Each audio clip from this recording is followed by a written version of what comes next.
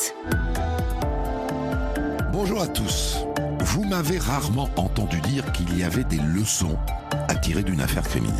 Je n'aime pas trop ceux qui, pour raconter un crime, ont besoin de se cacher derrière le prétexte d'un phénomène de société. Mais l'histoire du jour sera une exception, car il s'agit de l'affaire Stéphane Moitoiré, qui durant l'été 2008 à Lagnieu, dans l'Ain, assène 44 coups de couteau à un petit garçon de 11 ans, prénommé Valentin. Et tout l'intérêt de cette histoire se résume dans la décision de la juge d'instruction de le renvoyer devant la cour d'assises pour le juger, alors que Stéphane Moitoiré, de toute évidence, est un malade mental.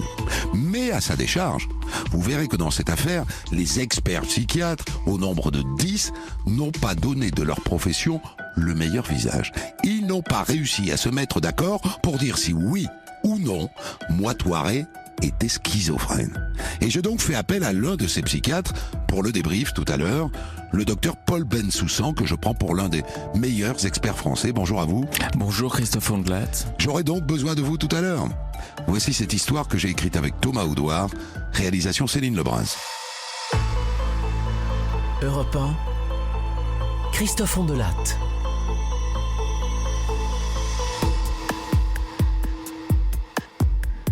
Cette histoire commence par un cauchemar. Durant l'été 2008, à Lagnieu, dans l'Ain, Michel garde le petit garçon de sa copine Véronique, Valentin, 11 ans. La mère est en instance de divorce, l'idée c'est de lui changer les idées. Et comme chez Michel, il y a un vélo à sa taille, Valentin en fait du matin au soir. Et le soir du 22 juillet, il est dans la rue, derrière la maison, et en début de soirée, il disparaît.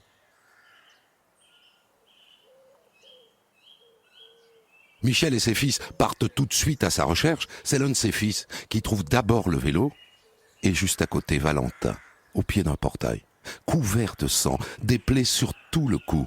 Il n'est pas mort, il respire encore, mais le temps que les pompiers arrivent, son petit cœur s'est arrêté. Pendant 1 heure, ils essayent de le ranimer, mais un peu avant 1h30 du matin, on les voit ranger leur matériel. Il n'y a plus rien à faire. Valentin est mort. Mort de quoi ? Au début, les médecins pensaient à un chien, à un gros chien qui aurait sauté à la gorge du gamin. Toutes les blessures sont sur le cou et sur le torse. Elles sont profondes. Ça ressemble à des morsures. Et c'est d'ailleurs ce que les gendarmes disent à la mère quand ils vont la réveiller en pleine nuit. Madame, nous sommes désolés. Votre fils, Valentin, a été attaqué par un chien. Il est décédé. Et dès que le jour se lève, les gendarmes se mettent donc à chercher un chien du quartier qui se serait échappé. Ils trouvent quelques grands chiens, mais les propriétaires sont formels. Ah, mon chien ? Ah ben hier soir, il était enfermé. Ah ça, je suis sûr.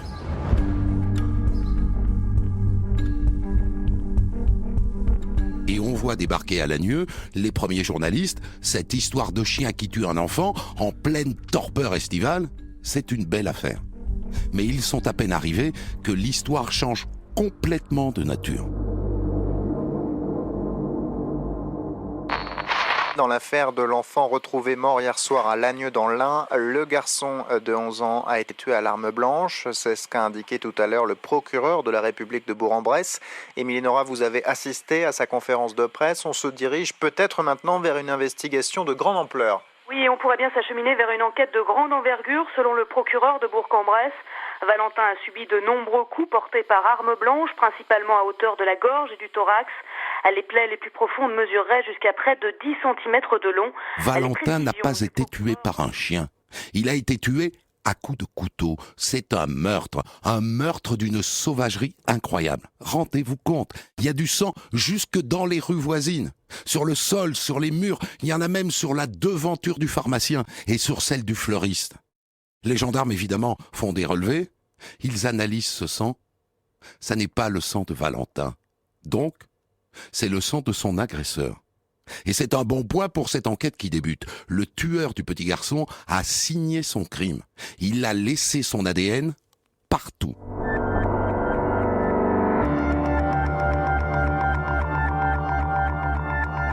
« 44. Le médecin légiste a finalement compté 44 coups de couteau sur le corps de Valentin. Il en faut, de la rage pour donner 44 coups de couteau à un enfant de 11 ans. Et les plaies sur ses bras et sur ses mains montrent que le gamin a essayé de se défendre.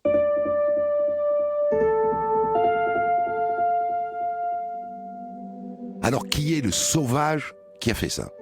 On passe l'ADN isolé dans les traces de sang que le tueur a laissé partout au fichier des empreintes génétiques. Inconnu. Au début, faute de mieux, les gendarmes s'intéressent à la famille, les parents, les amis des parents. Mais ça ne dure pas longtemps, car à Lagneux, on pense avoir vu le tueur.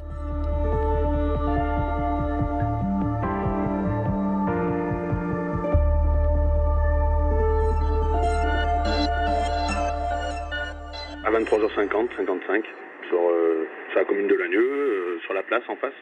Il était comment ? 1m80, dégarni, en short, avec lampe frontale, une dégourde sur lui, sac à dos. Mais à 23h50, avec un sac à dos et une lampe frontale, pourquoi je connais un peu tout le monde, ouais, mais cette personne non me paraissait pas du coin. 2 sœurs qui rentraient de chez leur mère, tout près des lieux du crime, l'ont vu aussi. Louche, drôle de dégaine. Il avait le regard vide. Oui, vide.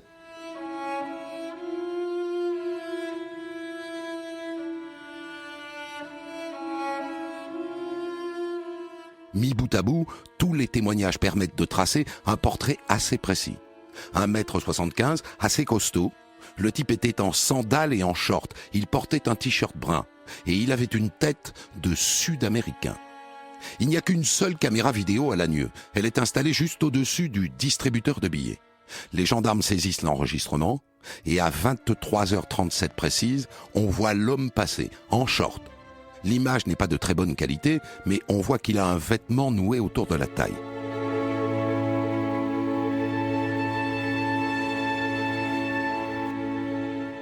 Et donc les gendarmes, ils sont maintenant 100 sur cette affaire, se mettent à chercher un rôdeur, un routard. Ils trouvent un toxicomane connu de la justice pour avoir agressé un enfant. Ils l'arrêtent, ils l'interrogent. Il n'était pas à Lagneux le soir du drame. On demande aussi à toutes les brigades de gendarmerie du département de faire remonter tous les contrôles d'identité qui ont pu paraître suspects depuis le début du mois. Et la brigade de Léman signale avoir contrôlé un drôle de couple. Ah ben la fille était complètement perchée. Elle s'est présentée comme la princesse des esprits divins. Et le type n'était pas plus clair, il nous a dit qu'il était le secrétaire de Sa Majesté. La fille a aussi dit qu'elle était une amie du président Sarkozy. Et le type a tenu des propos incohérents sur la galaxie et l'univers. Ils disaient tous les deux qu'ils étaient australiens et qu'ils parcouraient la France à la recherche d'esprits divins. Et vous avez leur identité, ces 2 individus ? Oui, bien sûr. Alors lui s'appelait, Stéphane Moitoiré, 39 ans, et elle, Noëlla Ego, 49 ans. Un automobiliste a vu les mêmes. Il les a pris en stop. Ah ben, je peux vous dire qu'ils n'avaient pas une super hygiène, et puis ils voyageaient avec leurs affaires dans des sacs poubelles. Ils vous en parlaient au cours du trajet ? Écoutez, l'homme était assis sur le siège passager, il m'a tenu un discours qui tenait pas debout du tout, Comme quoi les gendarmes, les notables français étaient des tueurs d'enfants, des violeurs de femmes, etc. Et d'ailleurs, il m'a expliqué qu'il allait bientôt mener une opération en hélicoptère contre la gendarmerie de Lagneux, pour les punir de leurs actes. Et d'après lui, les gendarmes en question appartenaient à sa liste noire. Et vous les avez laissés où ? Je les ai déposés à Saint-Sorlin en Bugey. Les gendarmes filent donc dardard à Saint-Sorlin. Et ils tombent sur le maire qui les a vus lui aussi. Mieux, il leur a parlé. Le type l'a interpellé en pleine rue. Vous savez ce qu'il m'a demandé ? Il m'a demandé qui s'occupe du catéchisme ici. Il parlait tellement mal, je lui ai demandé de répéter. Il était très agité, il n'avait pas l'air normal. Qui s'occupe du catéchisme ici ? Les gendarmes comprennent assez vite que ça n'était pas le catéchiste qu'ils cherchaient. Ils cherchaient un endroit pour dormir, une salle paroissiale. Et là, ils apprennent qu'une bénévole leur a ouvert l'ancien presbytère. Et c'était quand, précisément ? C'était dans la nuit du 28 au 29 juillet. La nuit du crime. La nuit où Valentin a été massacré. Les deux oiseaux ont dormi à quelques kilomètres de l'endroit où le gamin a été égorgé. Donc tout semble indiquer que ce sont eux qui ont tué l'enfant.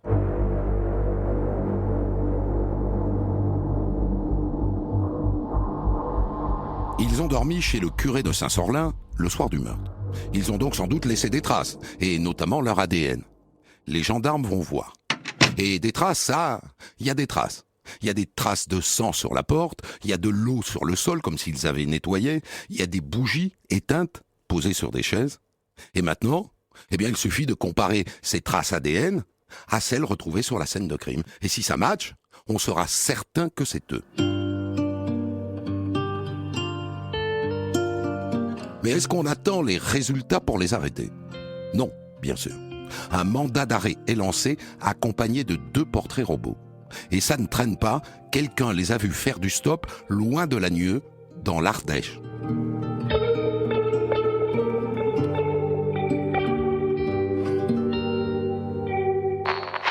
Dans l'enquête sur le meurtre du petit Valentin, les gendarmes ont mis la main hier sur le suspect principal, Stéphane Moitoiret, un marginal de 39 ans, et sa compagne, Noëlla Ego.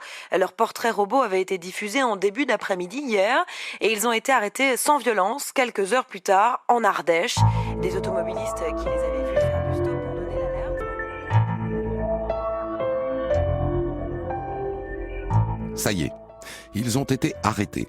Et les voilà en garde à vue. Et d'entrée, les gendarmes remarquent que Moitoiret est blessé à la main gauche. Selon les médecins, la blessure remonte à il y a 5 jours, c'est-à-dire au jour du meurtre de Valentin.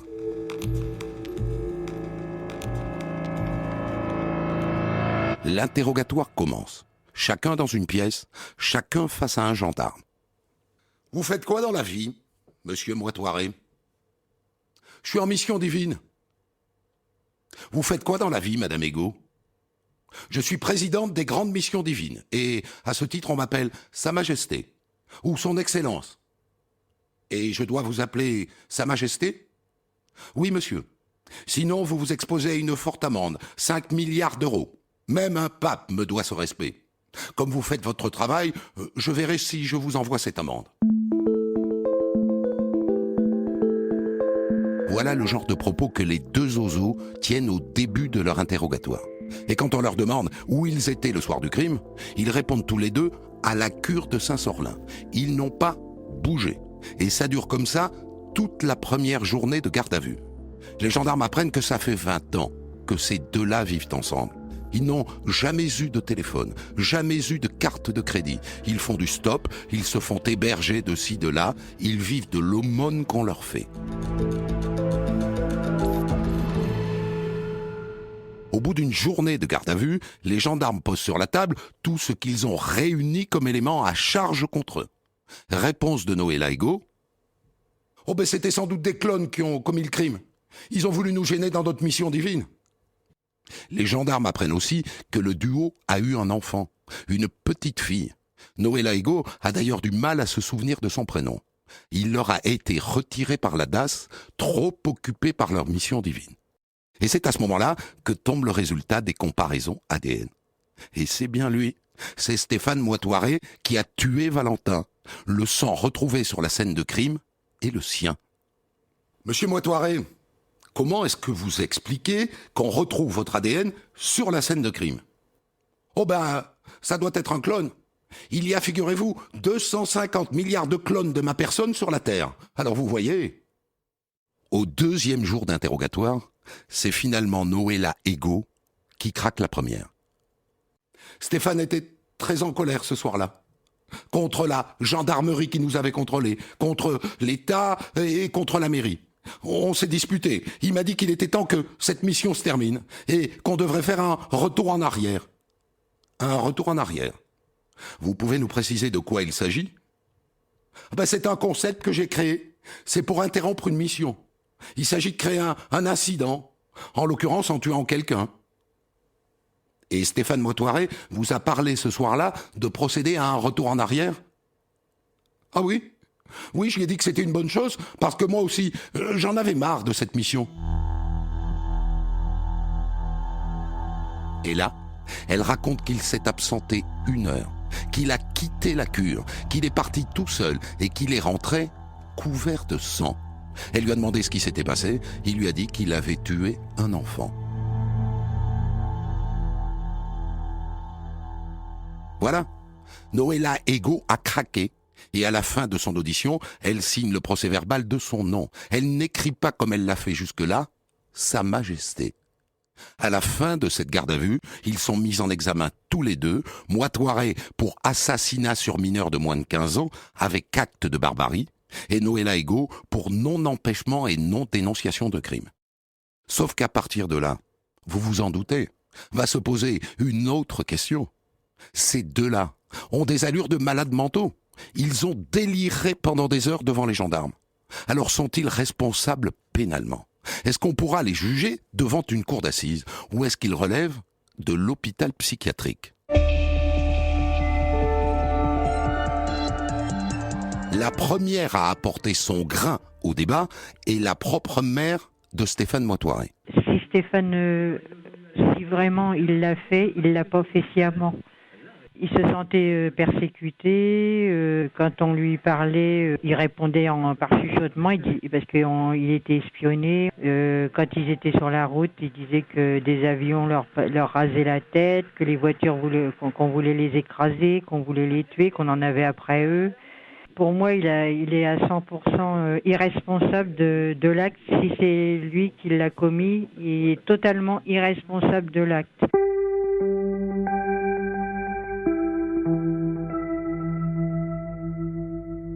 Stéphane Moitoiré et Noëlla Ego ont déliré pendant 20 ans. Ils n'ont jamais été hospitalisés.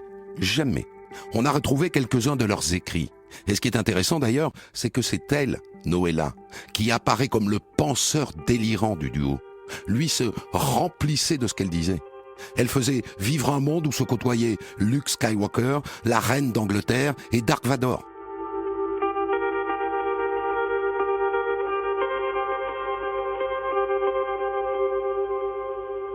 Il devient donc urgent pour le juge d'instruction de répondre à la question. Sont-ils, oui ou non, des malades mentaux ? L'un et l'autre. Et donc, la juge se tourne vers des experts psychiatres. 3 experts. Et elle leur pose la même question.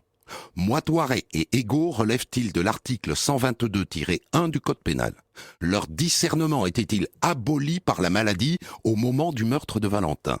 Si la réponse est oui, alors il n'y aura pas de procès et les deux fileront en hôpital psychiatrique.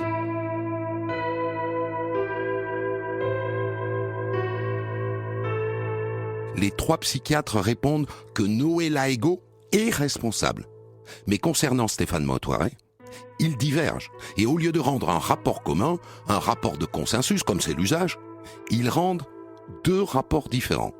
Le docteur Paul Bensoussan diagnostique chez Moitoiré une schizophrénie paranoïde. C'est la plus grave des psychoses. Et pour lui, c'est clair, il est irresponsable. Il n'a aucun doute là-dessus. Il ne peut pas y avoir de procès.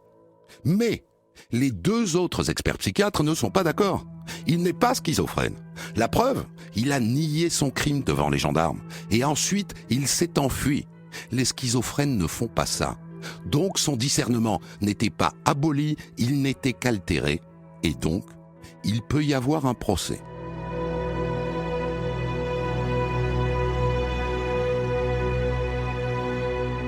Pour la juge d'instruction, reconnaissez que c'est un casse-tête. Alors elle sollicite un 2e collège de 3 experts psychiatres. Et eux, ils sont unanimes. Moitoiré est schizophrène. Il est irresponsable. La juge sollicite alors un 3e collège de psychiatres experts.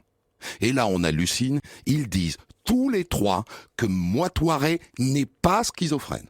Et donc la juge fait 2 colonnes. À gauche, les psys qui disent qu'il est schizophrène. Ils sont 4. À droite, ceux qui disent qu'il n'est pas schizophrène. Ils sont 6.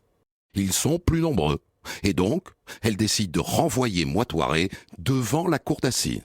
Et la maman de Valentin, qui réclamait ce procès, est soulagée. Ça a été vraiment un énorme soulagement, vraiment un poids en moins sur les épaules. Donc voilà, c'est ce qu'on voulait. On n'a jamais parlé de vengeance. Le fait que la mémoire de Valentin soit honorée, respectée, Ça sera déjà un trait de tirer par rapport à cette douleur qui nous a tant accablés pendant 22 mois. Bien sûr qu'elle sera tout le temps présente. Ça va être un procès pour Valentin, mais c'est le procès qui va rassurer tout le monde.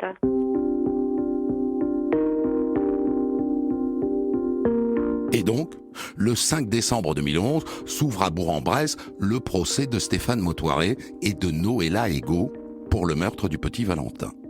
Dans le box, Mautoiré ressemble à un zombie. Il a la tête penchée, il annonce. Et elle a le regard totalement figé.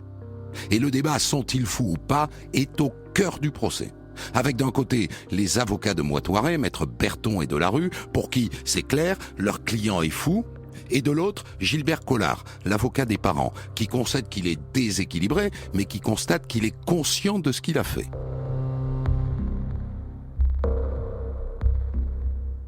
La suite ressemble à une sorte de congrès de psychiatrie. Un affrontement entre deux races de psychiatres, auxquels sans doute les jurés ne comprennent rien, ou pas grand-chose. Et à la fin, l'avocat général qui depuis le début penche pour la responsabilité de Mautoiré, donne ses réquisitions. Je retiens que M. Mautoiré avait un discernement altéré au moment des faits, et je demande donc en conséquence 30 ans de réclusion criminelle assortie d'une peine de sûreté des 2/3. Concernant Mme Ego, je demande de 16 à 18 ans de réclusion criminelle.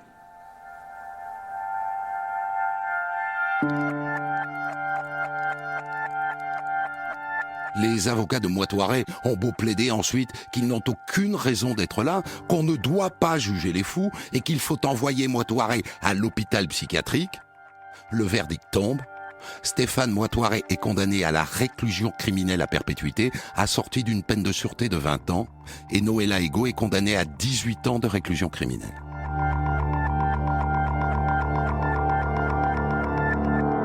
Ils font appel. Il y a un deuxième procès à Lyon, en novembre 2011. À ce procès, Mautoiré apparaît très différent. Il a doublé de volume, il est énorme, et pour parler, il parle. Il parle et il parle. Il est en plein délire. Et il commence par dire « Je ne suis pas fou ». Ses avocats se disent « Enfin, ça va se voir. Les jurés vont voir qu'il est complètement frappadingue ». Eh bien non. À la fin, le verdict tombe. Mautoiré est condamné à 30 ans, Noëlla Ego à 4 ans. Elle a déjà fait 4 ans de détention provisoire, elle est donc libre. Et Stéphane Mautoiré retrouve sa cellule à la prison, sans aucun suivi psychiatrique particulier.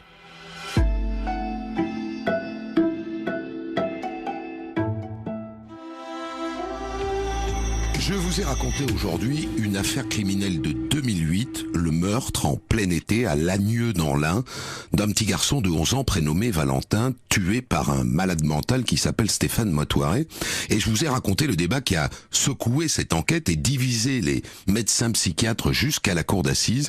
Mautoiré est-il, oui ou non, schizophrène? Sur 10 psychiatres experts consultés, 4 ont dit que oui et 6 autres ont dit que peut-être il était schizophrène, mais que son discernement n'était pas aboli au moment des faits. Il a donc été jugé et condamné, et actuellement, à l'heure où je vous parle, il est toujours en prison.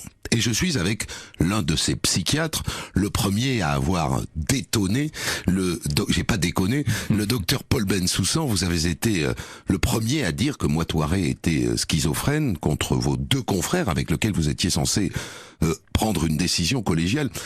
Juste comme ça, à titre d'introduction, comment est-ce que ça se passe, une expertise psychiatrique? Là, vous êtes 3 à être désignés sous forme d'un collège. Vous le voyez tous les 3 en même temps? Non, nous avons rencontré en même temps Noëlla Ego, tous les 3, mais nous avons rencontré séparément Stéphane Mautoiré. L'une d'entre nous l'a vu seule, et Serge Bornstein et moi-même l'avons rencontré ensemble. Pendant combien de temps est-ce que vous le voyez? Nous l'avons vu à 2 reprises. Le premier entretien a duré 3 heures.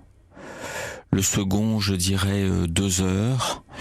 Mais surtout, ce qui a été terrible, c'est l'impression que à aucun moment, et quelle que soit la façon dont sa folie pouvait éclater, un consensus n'a été possible au sein du collège. Entre vous 3, avant d'aller jusque-là, comment est-ce que s'établit, pardon de vous demander un peu de vulgarisation, mais un diagnostic de schizophrénie? Comment est-ce que vous pouvez savoir, vous, psychiatre, que le monsieur qui est en face de vous est schizophrène. Est-ce que vous lui faites passer, par exemple, des choses comme des tests ?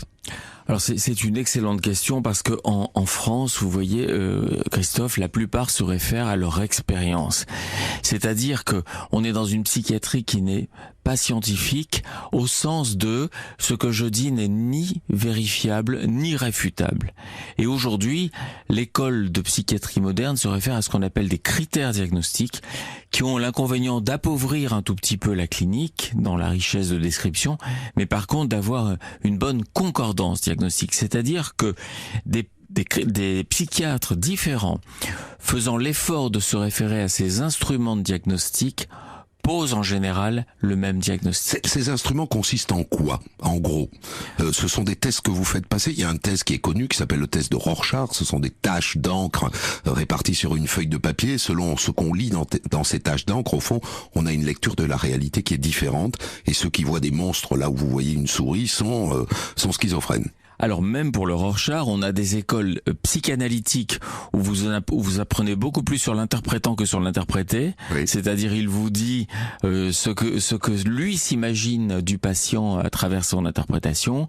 Et vous avez l'école américaine qui, elle, se réfère encore une fois à des choses objectives. Mais là, je ne faisais pas allusion au Rorschach, mais tout simplement à des critères diagnostiques qui sont, c'est un terme consacré, robustes, c'est-à-dire qui résistent bien aux différents examinateurs. Et ça veut dire que les critères qu'on retient pour poser le diagnostic de schizophrénie, en général, conduisent à une concordance, c'est-à-dire à des avis comparables. Ils sont incontestables. Vous pouvez me donner un exemple de critère pour qu'on comprenne bien quel est un critère robuste?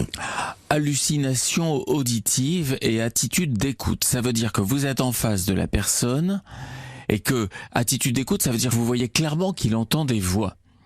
Vous lui demandez ce qui se passe, pourquoi il s'interrompt brusquement dans son discours, et il vous dit, quand il vous le dit, qu'il entend des voix qui le menacent. Nous sommes deux au parloir de la prison, s'il entend des voix et que c'est aucun de nous deux, il s'agit de quelqu'un qui n'est pas là, et qui n'est que dans son imagination malade. Moitoiré fait ça.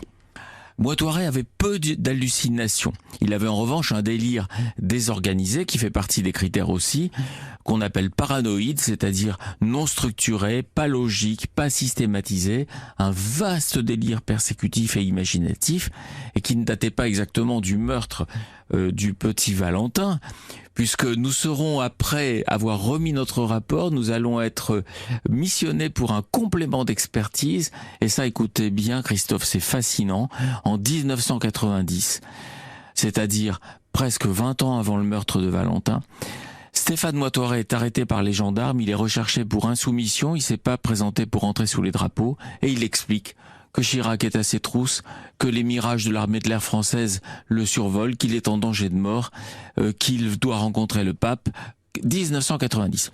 Les gendarmes qui ne sont pas psychiatres écrivent sur leur rapport sujet complètement délirant et le laissent repartir. Pour vous, lorsque s'achève cette expertise, Moitoret coche toutes les cases de la schizophrénie. D'une schizophrénie incontestable ayant débuté à l'adolescence, à évolution déficitaire, c'est-à-dire ce qu'on appelle l'évolution déficitaire, c'est-à-dire que le sujet donne l'impression de se vider. Tout à l'heure, vous avez dit dans votre résumé, Stéphane, vous avez employé un terme parfaitement approprié, vous avez dit « il se remplissait du délire de sa compagne ». Donc ce sont des sujets qui donnent l'impression d'être des coquilles vides. Et la particularité de cette forme de schizophrénie, qu'on appelle hébéphrénie, c'est de débuter très tôt à l'adolescence. Sa mère, j'ai étudié absolument tous les procès-verbaux. Sa mère disait qu'à l'âge de 16 ou 17 ans, il prenait des bains qui débordaient parce qu'il s'absorbait dans des prières mystiques, il allumait des bougies, il pensait qu'on empoisonnait ses aliments, il délirait déjà à l'âge de 16 ou 17 ans, avant même sa rencontre avec Noëlla Ego. Alors, à partir de quand est-ce que vous réalisez que les deux psychiatres avec lesquels vous êtes censé rendre un avis de consensus, on ne vous demande qu'un seul rapport à tous les trois, vous êtes censé vous mettre d'accord comme on le fait toujours quand on nomme un collège d'experts psychiatres. À partir de quand est-ce que vous apercevez que les deux autres sont pas du tout sur la même ligne que vous? Alors on s'en rend compte tout de suite en fait, parce que dans notre désaccord vont se mêler des arguments d'ordre technique, ça ce sont les plus respectables, ceux qui sont débattus devant la cour d'assises, et qui élève le débat, puisque nous parlons de notre science, de notre art, et puis des arguments d'ordre idéologique. Et il y a parmi nous l'une des trois, je ne la nomme pas par courtoisie, qui est contre ce qu'on appelle l'abolition du discernement, autrement dit l'irresponsabilité pénale. Elle est contre politiquement, quoi. Idéologiquement. Pourquoi ? Parce que ça ramène le délirant dans la réalité. Donc c'est comme si on faisait de la cour d'assises une espèce de psychodrame thérapie de groupe. Oui. Et deuxième argument, c'est nécessaire pour que la famille de la victime puisse faire son deuil. Ce qui n'est peut-être pas faux. Alors ce n'est peut-être pas faux, mais c'est pas votre propos de psychiatre. Premièrement, expert. C'est pas la vocation du procès pénal. Imaginez d'ailleurs par hypothèse qu'une cour d'assises prononce un acquittement. Vous imaginez dans quel état sort la famille de la victime. Donc ça ne peut pas être le propos du psychiatre. Et puis et d'autre part et surtout des experts qui ont ces positions-là. Devraient-ils faire de l'expertise alors qu'on connaît leur point de vue avant même qu'ils aient rencontré l'accusé? C'est-à-dire, ce psychiatre-là qui va emmener le docteur Bornstein avec elle contre vous dans ce collège d'experts, cette psychiatre est connue pour être opposée à l'idée d'un discernement. Elle le dit. D'une abolition du discernement. Elle le dit, elle me l'a écrit, alors pas dans le rapport, mais dans une correspondance entre nous, où elle s'indignait du fait que j'étais partisan de l'irresponsabilité, parce qu'il n'y avait pas d'autre choix. Des malades mentaux comme ça, on n'en voit pas deux dans toute une vie d'experts. C'est l'étalon de la folie, Stéphane Moitoret. C'est difficile de faire pire. Donc, c'était très difficile là de nier le diagnostic. Et puis, ce qu'il faut comprendre, et puis je vous rends tout de suite le micro, c'est que mes deux acolytes sont les deux seuls des 10 psychiatres à avoir nié le diagnostic. Alors, il va y avoir donc un deuxième collège qui va vous donner, vous, raison totalement, qui est amené par le docteur Zaguri, qui lui aussi est comme vous un expert psychiatre national, reconnu, qui a rencontré la plupart des grands tueurs et expertisé la plupart des grands tueurs français. Donc là, vous dites quoi? Vous dites ouf quand même quand le collège de Zaguri arrive aux mêmes conclusions que vous? Mais je dis même pas ouf, parce que dans mon esprit, il faut croire que j'ai encore une solide dose de naïveté malgré mon âge. Dans mon esprit, il n'y avait pas de doute. Donc, je pensais que mes deux collègues s'étaient fourvoyés. J'avais plaidé pour que nous puissions rendre compte de nos divergences dans un rapport unique, ce qu'ils nous ont refusé. Donc vous avez fait 2 rapports. J'ai fait un rapport individuel pour la première fois de ma vie. J'espère de tout cœur que ce sera la dernière. Mais quand j'ai été rejoint par les 3 autres, pour moi, c'était pas un soulagement, c'était une évidence absolue. Et ils ont d'ailleurs très solidement argumenté en disant les 2 autres ne se contentent pas de nier le lien entre la pathologie et le meurtre, ils vont jusqu'à nier la pathologie. Les psychiatres experts, docteur Bensoussan, vous étiez, vous, l'un de ces psychiatres qui, dès le début, a dit « il est schizophrène, son discernement était aboli, il faut l'envoyer à l'hôpital, il ne pourra pas y avoir de procès ». Les psychiatres sont au cœur du procès pénal aujourd'hui, leur avis est essentiel à la décision de justice, mais est-ce qu'au fond, ce qu'on apprend de l'affaire Moitoret, ça n'est pas que votre science, pardon de dire ça comme ça, parce que vous avez fait 9 années d'études, les psychiatres sont considérés comme l'élite de la médecine française, mais c'est une science qui apparaît extrêmement molle. Absolument. Vous savez, Minkowski disait la psychiatrie est la plus technique des sciences humaines, mais la plus humaine des sciences. Et effectivement, vous avez raison, Stéphane, c'est une science... Christophe, appelez-moi Christophe, ça me fera plaisir. C'est le lapsus. Oui, j'entends que c'est le lapsus avec notre criminel du jour. C'est pour ça. Non, pardon. Oui. Et donc je disais Minkowski. Voilà, la plus humaine des sciences, mais la plus technique des sciences humaines. C'est-à-dire que nous sommes maintenant parvenus à un niveau en psychiatrie où, si nous faisons l'effort de nous référer aux critères en vigueur, en principe, nous devons parler le même langage. Mais quand l'idéologie s'en mêle et quand on n'exige pas des experts psychiatres qu'ils disent leurs critères diagnostiques, c'est-à-dire, vous dites que cette personne n'est pas schizophrène, pouvez-vous nous expliquer pourquoi vous dites ça? Eh bien, on arrive à cette espèce de confusion qui a noyé les jurés, parce que quand vous entendez 10 experts vous dire à la suite les uns des autres dans la journée, il est fou, un peu, beaucoup, passionnément, à la folie ou pas du tout, les jurés n'y comprennent rien et se disent une seule chose, il est très bien là où il est bien. Il faut l'enfermer. Il faut tuer ce petit garçon et il faut l'enfermer. Est-ce que ce qui, au fond, vous sépare, vous oppose, vous et les autres, est-ce que c'est ce qui coupe la psychiatrie en deux depuis l'après-guerre? psychiatrie contre antipsychiatrie, psychanalyste contre psychiatre clinicien, partisan des médicaments contre partisan de la thérapie couché sur un fauteuil à raconter sa vie.